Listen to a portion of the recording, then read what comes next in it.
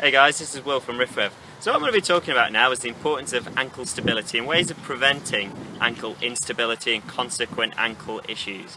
So one of the things I'm going to be talking about is where initially you might feel the pain. So one place you might feel the pain if you've got weak ankles is just here, so on the outside of the foot near the lateral malleolus bone.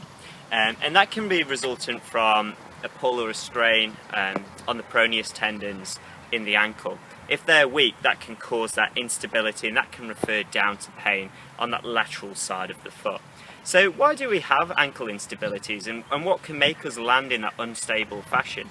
There are quite a few things. Obviously it can be things such as having flat feet, high arches, overpronation, oversupination. There are quite a few ways in terms of the foot. Also, if we've got a tight ITB or we have glute weaknesses, that can also cause the knee to come immediately as we plant our leg.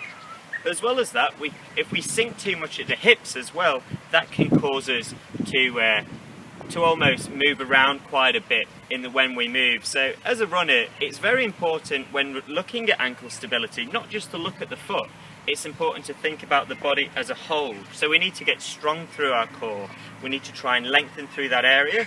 We need to try and maintain good knee alignment as we run by strengthening those quads, strengthening those glutes, and ensuring that we've not got that tight ITB. We also need to look at making sure we're not landing in a way that causes that instability. Sometimes when people run just purely on roads a lot of the time, or are just new to running as well, they don't have that ankle stability or that proprioception.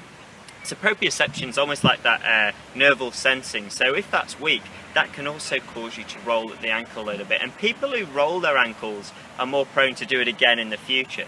So you want to try and get used to it, particularly if you're somebody who wants to maybe eventually move over into trails running or running on more of an unstable ground on grass, for example.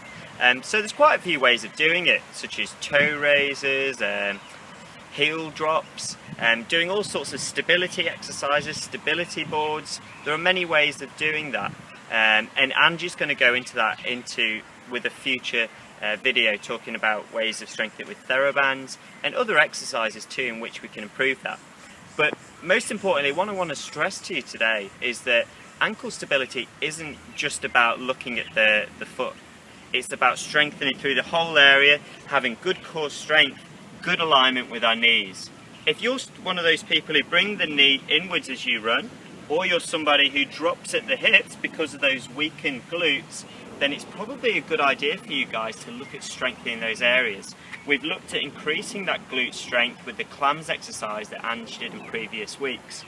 In terms of strengthening and releasing the ITB, we've done videos on that too. So look at ways of strengthening those quads, lengthening the ITB, strengthening the glutes, and that's going to help you to get that core strength. It's also going to help you to get that leg stability and prevent that instability when we hit the ground. So guys, with ankle stability, make sure you're not just looking at one thing. It's about the whole lower body and that core as well. Thank you guys. So this is Will from Running Injury Free Revolution.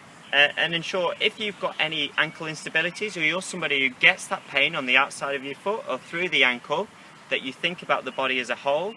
And if you've got any questions, send them through to us at RIF REV. But this is Will from RIF REV. If you want to check out more videos, just check us out at www.rifrev.com. Thanks guys.